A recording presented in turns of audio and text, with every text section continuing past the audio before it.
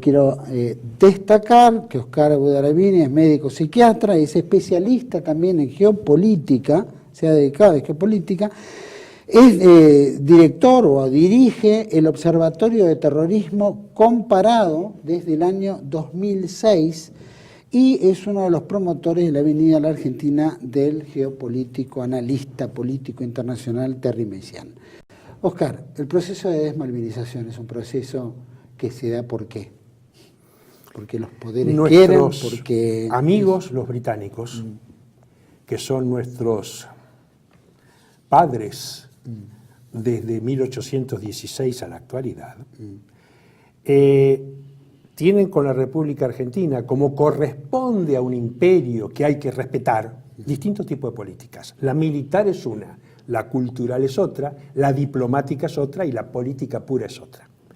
La desmalvinización empieza antes del 2 de abril o después del 2 de abril, cuando el profesor Mario Tesler, que es un investigador de la primera usurpación de 1833, el diario Clarín le dice, bueno, se viene la guerra con Inglaterra, queremos un artículo suyo. Mario Tesler escribe un artículo que dice, no vamos a pelear contra Inglaterra, vamos a pelear contra Estados Unidos e Inglaterra, porque la usurpación de 1833 la hizo Estados Unidos y luego le dijo a Inglaterra, hacerte cargo. Es decir, que el proceso de desmalvinización empieza cuando nuestros mejores investigadores quieren alertar al pueblo argentino, van a pelear contra Estados Unidos. No se permite. Luego, analistas como Rogelio García Lupo dicen, ojo, Alexander Haig, desde Estados Unidos, vino a manejar la diplomacia. La política y lo militar puro lo condujo el general Vernon Walters, número 1 de la CIA, que estuvo todo el tiempo en Buenos Aires, y era quien dirigía a nuestros militares y a nuestros políticos.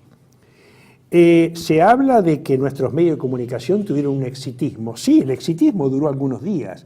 Al poco tiempo empezaron a decir, no, que la guerra, que es muy cara, que cuidado, que no cuidado. Y la primera brutal trompada de la desmalvinización se da cuando regresan nuestros soldados. Pongámonos en el lugar de un soldado de 18 años que la verdad se la recontrajugó, que en realidad en términos militares nosotros perdimos 10-9 y en tiempo de descuento, como el propio almirante Woodward, jefe de los ingleses, dijo. Tiene una frase memorable que dice, si la guerra duraba una semana más y los Argys nos seguían soplando en la nuca, nos caíamos al abismo. Ahora, los soldados esperan al regreso que por lo menos los abracen, no, se los recibe con un ninguneo atroz por parte del general anticristo Nicolaides, Cristino Nicolaides. Entonces la desmalvinización empezó antes de la guerra, estuvo toda la guerra, y recibimos como pueblo, porque los soldados de la infantería, de ejército y de marina, son muchachones de 18, 19, son el purísimo pueblo, los soldados y los suboficiales. Y lo primero que se hace con los soldados es un destrato brutal y logra convencerse a toda la población que se los ningunee. Ojo que están loquitos, no le des trabajo porque pueden estar enfermos, etcétera, etcétera. La desmalvinización, en mi opinión, es una guerra clásica imperial que tiene varias partes. La primera es, ¿por qué se atacó fuertemente a los soldados? Porque eran el pueblo. Los oficiales de la Fuerza Aérea son el pueblo, pero son oficiales, son poquititos. Los soldados que fueron allá fueron como 10.000. Entonces, primero atacamos a los soldados. Luego, unimos la guerra de Malvinas con la dictadura anterior y decimos, Malvinas es todo lo anterior un poco diferente. Es la segunda gran operación que sigue hasta nuestros días. Desmerecer toda la gesta de Malvinas, pegándola mal con el gobierno militar anterior. Luego vienen los enormes procesos de alta geopolítica británica. Recordemos que Inglaterra pierde la Gran Guerra del Paraná, con su combate famoso, la vuelta obligada y demás. La pierde, una guerra larguísima, quizás la mayor invasión que tuvo la Argentina. Pierde la guerra, le hace una jugarreta a Urquiza con Rosas, y lo que fue una derrota enorme la transforma en una especie de victoria, logrando una guerra fracticida entre Urquiza y Rosas. Son especialistas en hacer eso, hay que sacarse el sombrero. Luego de eso siguen los procesos de desmalvinización con Alfonsín, y con Alfonsín ya empieza el desguace de nuestras armas. Porque Argentina termina la guerra con pérdidas militares, sí, con pérdida de armas, sí, pero su capacidad de combate se mantuvo. El primero que empieza a desguazar es Alfonsín.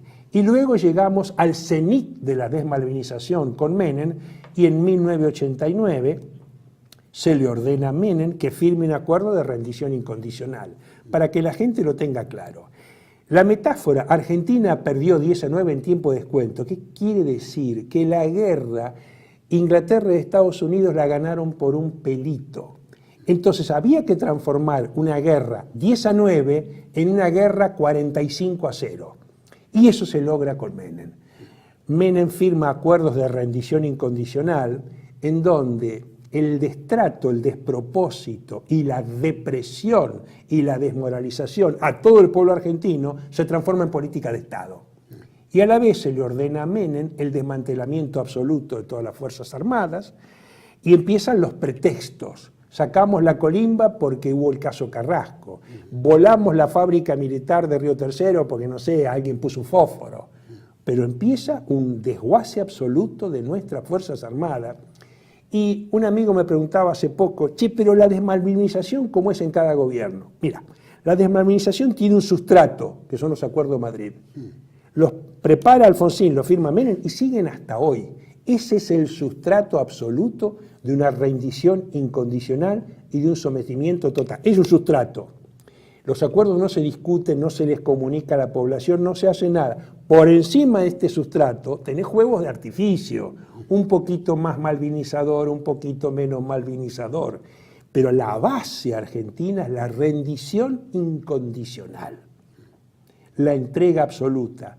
¿Cómo se relaciona una rendición incondicional, que luego te presten plata y te obliguen y te maniaten? Todas las cuestiones de superestructura económica política tienen una base, rendición incondicional. Sin duda, y esa base es la que, claro, sin duda nos vuelve, ¿no?, a un sometimiento sin precedentes. Sin precedentes. Sin precedentes para la historia. Hay documentación oficial para entender la guerra. Yo tuve la suerte de estar con los amigos en ese momento del gobierno de Cristina para lograr la desclasificación del informe Rattenbach. Descubrimos que el coronel Rattenbach, el hijo del general, tenía la copia completa, se desclasificó. En ese momento yo le dije a los amigos del Ministerio de Defensa, de la política, amigos muy queridos, malvineros, bastante malvineros, che, tenemos que comunicar a la población que existe el informe británico de Lord Frank. El informe británico Lord Frank es el informe oficial británico sobre la guerra de Malvinas. Es un informe que han trabajado tratadistas como el doctor De Vita, como el almirante Bussell. Yo lo trabajé para optar a mi cátedra. Y la importancia del informe Lord Frank es que dice, Inglaterra empieza a preparar Malvinas en 1970.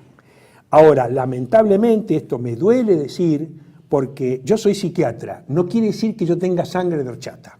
Yo tengo mis dolores, tengo mis broncas y tengo mis furias. A mí me dolió profundamente que un gobierno como el de Cristina no permitiera que la población sepa que existen los informes británicos oficiales. Y hasta ahora no lo permitió Cristina, por supuesto no lo permite Mauricio. Se suponía que se iba a descubrir dentro de 99 años. Sí, pero nosotros necesitamos comprender las cosas ahora.